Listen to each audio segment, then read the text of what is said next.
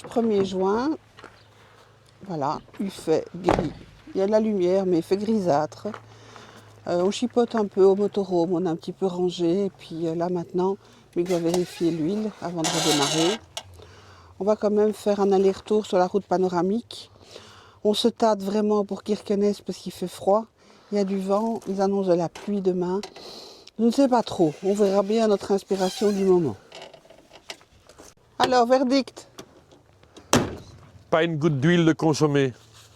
Top. Voilà, et on est à 10,5 litres de moyenne de consommation pour un bac qui fait quand même, grâce au moteur, 150 chevaux. La route suit le littoral, c'est joli, mais enfin bon.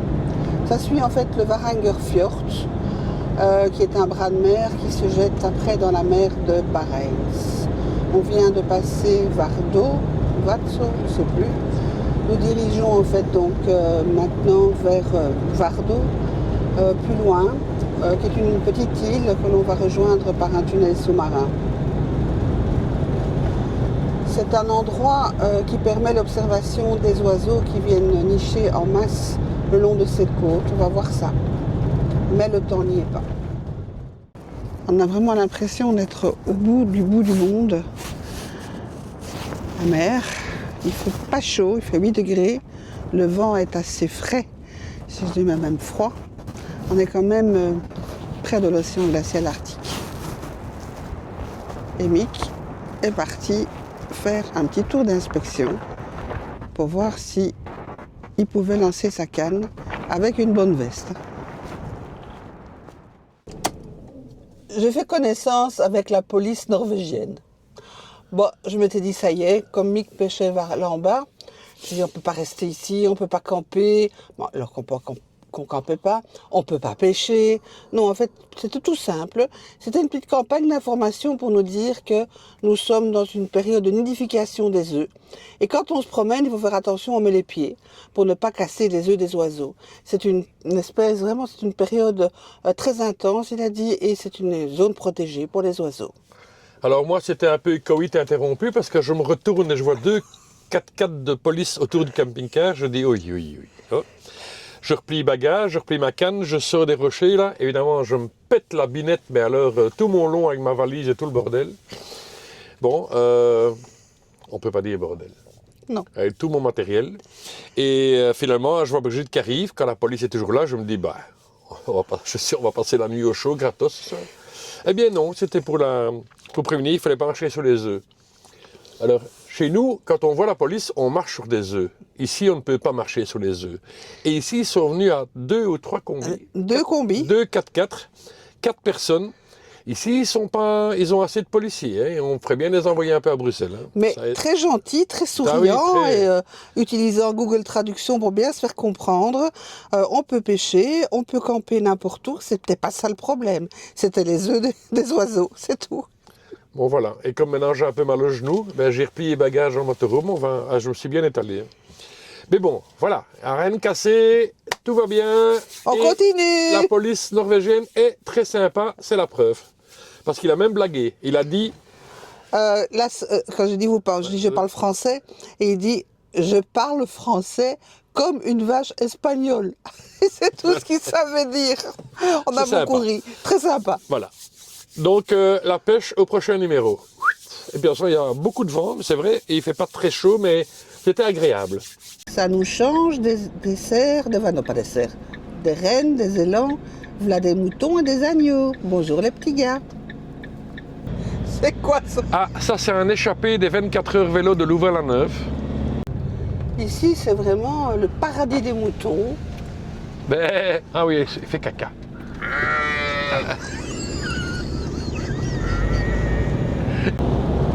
Longue route, très plate, très droite, qui suit quand même le littoral de l'océan glacial arctique, sous un ciel très très bas, très plombé. Dommage. Je ne sais pas s'il fait souvent très beau dans cette région. En tout cas, il fait souvent très froid. Nous sommes à Vardo. Il faut quitter la route principale pour prendre un tunnel sous-marin pour se diriger vers la ville. Et c'est parti pour environ 3 km.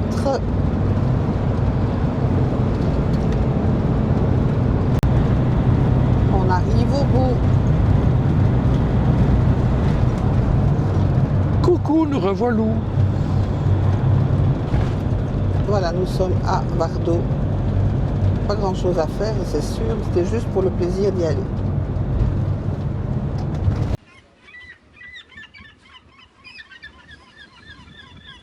Alors, je pense que c'est un truc qu'on met en mer.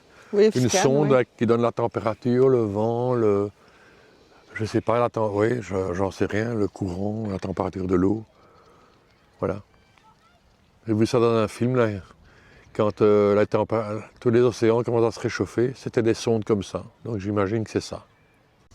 Nous allons aller visiter ce petit mémorial qui se trouve donc au bout de Vardo, qui est en mémoire, forcément c'est un mémorial, qui est en mémoire des 94 personnes qui ont été brûlées vives parce qu'elles ont été accusées de sorcellerie. Bon, ça se passait quand même au XVIIe siècle. Hein. On a encore du bol, il ne pleut pas et le site est excessivement calme. Et on entend beaucoup le bruit des oiseaux.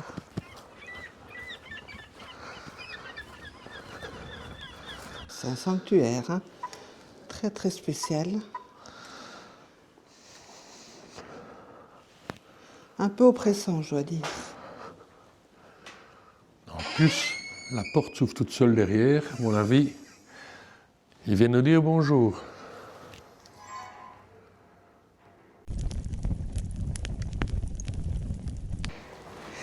Spécial, le sanctuaire ici. Et on voit que le gaz vient de Russie. C'est pas cher. C'est un moment très particulier comme atmosphère. Dans n'importe quel coin de la pièce, oui, il y a des Ouais, coins, c'est puisque ça. c'est carré, rectangulaire, la flamme est reprise dans les miroirs. Ouais. Donc voilà. Voilà. C'est Elles particulier. ont été brûlées, en fait, les sorcières ici. Ah, et voilà. Elles devaient être assises sur la chaise, à mon avis. Nous prenons la route dans l'autre sens. C'est une route finalement plate, monotone, mais dangereuse parce que très étroite, sans garde-fou. Alors autant on a adoré faire des allers-retours quand on était dans le sud de la Norvège de quelques kilomètres. Ici cette route n'en finit pas. C'est très long et ça n'offre pas des vues comme on les aime. C'est pas vraiment spectaculaire. C'est juste une route qui borde l'océan, quoi. Un peu déçu. Nettoyage de notre cassette d'OSC. Automatique et gratuit. On espère la revoir un jour. Et ben voilà, on se retrouve devant un nettoyeur de cassette d'OSC. C'est intéressant hein, comme vidéo. C'est quand même extraordinaire quand on voit ça. Ah, attention, Voilà. elle a disparu, elle est broyée et on n'a plus de chiottes dans le motorhome. Si, Au revoir. elle est toute propre. Le pont de Tanabru. Et on a décidé de ne pas aller à Kirkenes, vu le temps, le froid, le peu d'intérêt du nord-nord-est de la Norvège. On préfère se concentrer plutôt vers l'ouest. On va donc retraverser la Norvège d'est en ouest avant de commencer la descente. Voilà, nous allons franchir la douane norvégienne avec la Finlande. Nous rentrons dans la zone euro. On n'a rien à déclarer, on peut aller tout droit en vert. Il n'y a pas vraiment de poste frontière. Hein. Voilà, c'est une route qui fait des incursions en Finlande et en Norvège, qui va nous conduire demain jusqu'à Karasjok. Cette route en fait donc longe la frontière, enfin, le fleuve Tana, qui est un des plus longs fleuves de Norvège, de 330 km, qui se jette dans l'océan Arctique.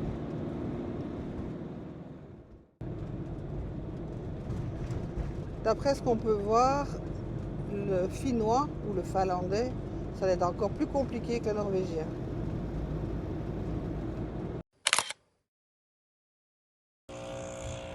Lundi 2 juin, première nuit et probablement la dernière en Finlande.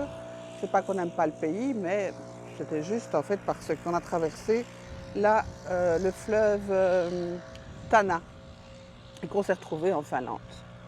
Voilà, les installations sont assez similaires à ce qu'on a connu en Norvège, à part peut-être qu'il y a encore plus de sauna et il y a encore plus de husky. Donc c'est un peu la seule chose qui diffère. Tout est très excessivement propre. Par contre, il ne chauffe pas des masses. Mick a pris une douche, l'eau était chaude, mais il n'y avait pas beaucoup de chauffage du côté masculin. À mon avis, les hommes ici, ils doivent aguerrir. Moi, j'ai eu aucun souci. Alors, ce petit tour de camping pour vous montrer aussi que c'est la même chose. Le soleil est un petit peu présent, mais il joue à cache-cache et il a beaucoup plu cette nuit. Alors, juste pour vous montrer la cuisine, parce que c'était pas mal, surtout les inscriptions en finnois. Je vous ai dit, c'était très compliqué à comprendre. Voilà, je vais vous montrer la petite cuisine, bon, qui est classique, hein, on ne va pas... Mais ça valait le détour. Autre chose un petit peu perturbante en Finlande. Bon, d'abord le retour à l'euro, ça fait un peu bizarre après plus d'un mois de couronne norvégienne. C'est pas ça le plus perturbant. Le plus perturbant, c'est que hier soir, je dis tiens, on nous téléphone, il est 11h moins quart déjà. J'imaginais pas. Eh ben non. La Finlande n'est pas du tout à la même heure que la Norvège et donc pas du tout à la même heure que nous. Et là, à l'heure où je vous parle, nous allons nous apprêter à partir. Pour nous, il est 10h, heure normale du départ, après douche, vaisselle, etc. Et déjà ici, il y a 11h. Mais dans quelques kilomètres, on va récupérer notre heure habituelle. À tout à l'heure. Profitons d'un petit rayon de soleil pour montrer les routes finlandaises qui ressemblent comme des sœurs aux routes norvégiennes. Maintenant, on vient de voir le prix du diesel, 1,7 €, puisque c'est facile à comprendre ici, tout est en euros. Finalement, la Norvège est un petit peu moins chère. Dans notre itinéraire initial, on avait prévu donc de redescendre par la Finlande, 600 km de route comme on est en train de faire. On s'endort, hein, c'est pas possible. Et encore, ici, on suit les rives d'un fleuve et donc on tourne avec le fleuve. Mais en principe, à Laponie, c'est tout droit avec des arbres encore plus hauts. Au bout de 200 km, on devient neurasthénique. Hein. En tout cas, il n'y a pas foule hein, sur ces routes. On a fait, je crois, 20 ou 25 km. On a croisé 2 voitures.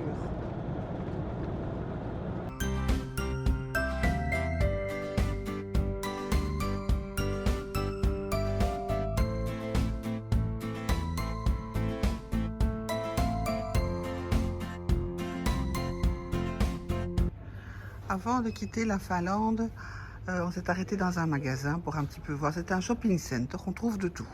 De l'outillage, des produits d'entretien, des produits de nettoyage, de tout, et de l'alimentaire. C'est un peu la foire fouille, mais version finlandaise. Les prix sont en euros, il y a des choses quand même beaucoup moins chères que chez nous. Par contre, il y a des choses qui explosent le budget également. Je dis que c'est de tout, c'est de tout. C'est des t-shirts, c'est des plaids, c'est des soutiens-gorge, des coussins, du linge de lit. C'est absolument ahurissant comme magasin. À mon avis, c'est le seul du coin parce qu'il y a vraiment de tout. On vend même de l'alcool dans ce magasin par rapport à la Norvège où c'est tout à fait interdit dans les grandes surfaces. Par contre, les prix sont solides. 1 litre de Paul Chenet, c'est environ 13 €. Il y a même en vente libre du Viagra, version finnoise. Nous repassons la douane de Finlande en Norvège. Ah voilà, petite voiture de police. Non, c'est la douane. C'est pour les douanes. Ça. Tuli. C'est un langage absolument incompréhensible.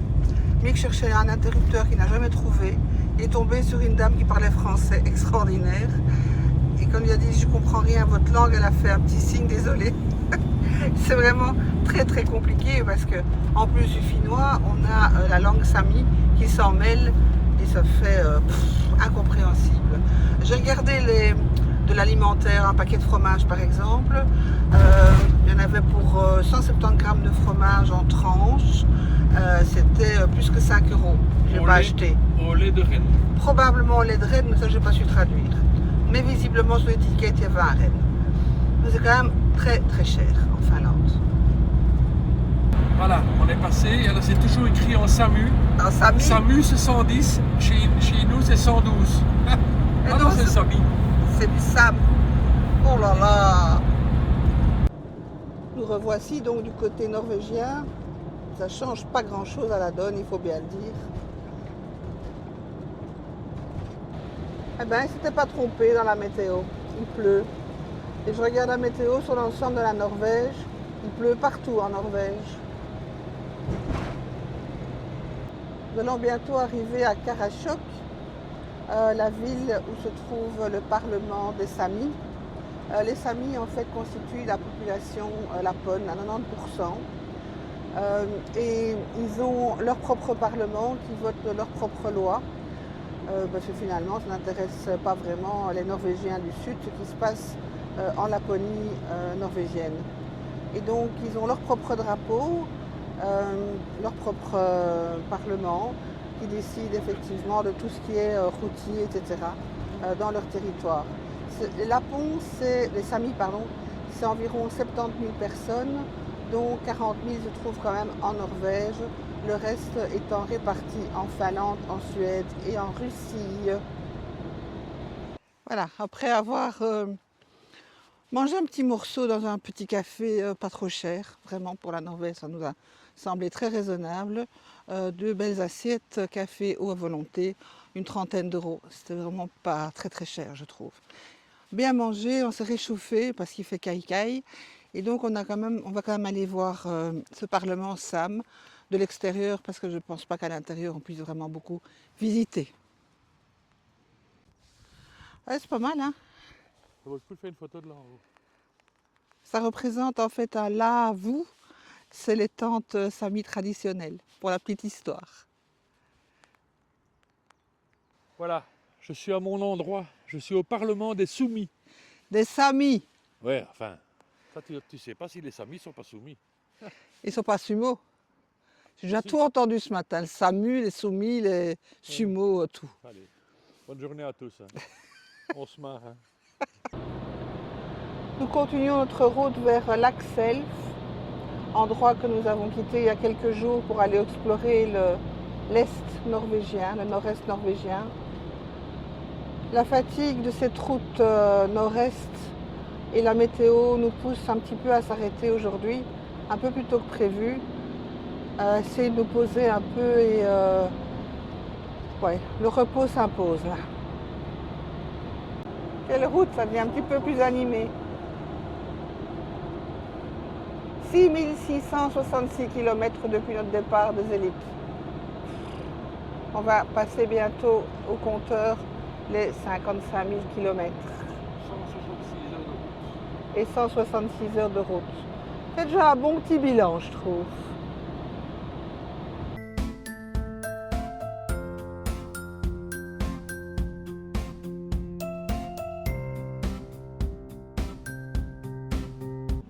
Mardi 3 juin, il pleut, il a plu toute la nuit et il nous a calmés. On quitte notre camping, on va aller faire quelques courses, retourner à notre magasin où ils vendent plein de chouettes articles, en profiter pour faire une association de petits cadeaux et puis aller doucement vers Alta. Il paraît que ça va se dégager cet après-midi, on espère. Ouais, et je suis pas bien réveillé, hein, parce que ce matin à 7 h, les voisins allemands, occupés à déménager leur camping-car, à parler à voix haute, j'ai failli sortir, mais ça aurait été le Belge moins sympa de la Norvège. Alors j'ai fermé ma... Il apprend, il apprend. J'ai pris sur moi. Nous venons de faire nos courses dans un extra-coop, je ne fais pas de publicité, et ça fait plusieurs fois que l'on voit dans certains magasins, des grandes surfaces, qu'il y a des salades bars un petit peu pour se servir pour le midi. Ben, pour ce midi, ça nous a tenté. Et on a vu qu'il y a des boulettes, il y a du poulet, il y a du fromage, il y a des œufs, comme un salade bar classique. aussi bien des légumes que des protéines animales. Et donc c'est vendu à un prix de 176 NOK le kilo. Alors 1 kilo, il faut déjà le faire, ce qui revient à peu près à 15 euros.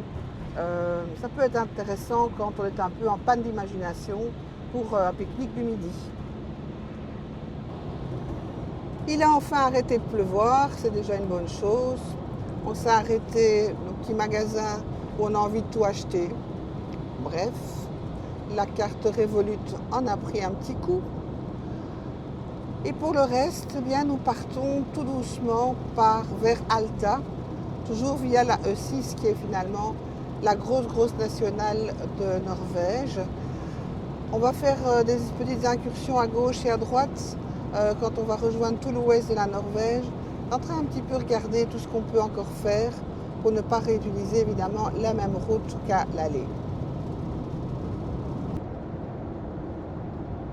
Encore un peu plus de soleil et ça sera encore plus joli. Comme il ne pleut pas, on décide de reprendre la route vers Hammerfest, la troisième possibilité qu'il y avait comme route secondaire sur la presqu'île qui mène jusqu'au Cap Nord.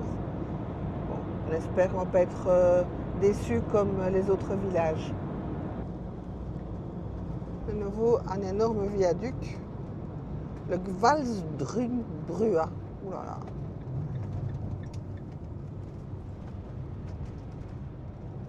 Qui passe au-dessus du fjord, qui porte le même nom. Je ne répéterai pas.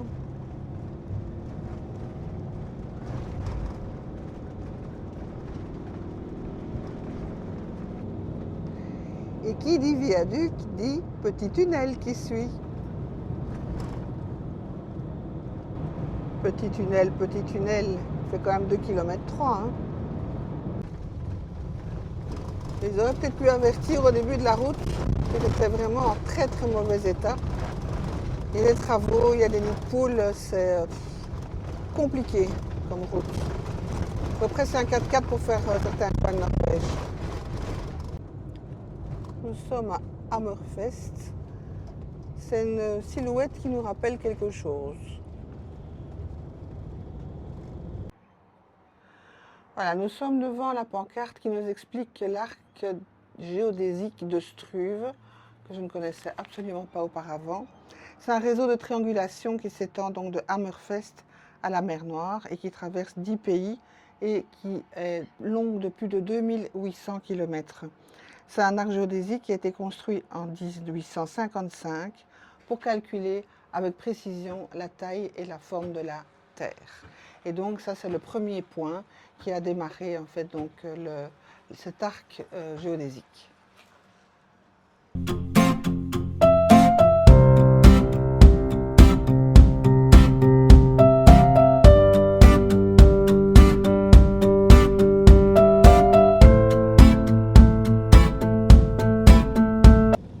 Bon, on pourra dire qu'on a vu Hammerfest rapidement. Ben, c'est la ville, paraît-il, la plus septentrionale au monde. Bon, mais c'est une ville, quoi. C'est assez banal, c'est assez industriel. On a vu ce fameux arc géodésique de Struve. Est-ce que ça valait vraiment la peine de faire 55 km de route dans un sens puis dans l'autre pour voir ça? Je ne suis pas sûre. Si on a vraiment du temps à perdre, d'accord. Là, ben, le temps s'est recouvert, il a fait très froid. Il n'y a plus de nouveau, donc ouais.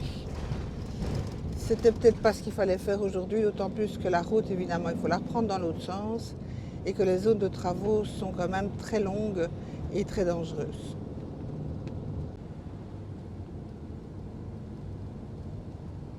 Voilà, un petit groupe avec leur bébé. Allez, on avance, les loulous, faites attention à vous. Heureusement qu'il y a un stabilisateur d'image. Moi, je suis vraiment content d'être venu jusqu'ici.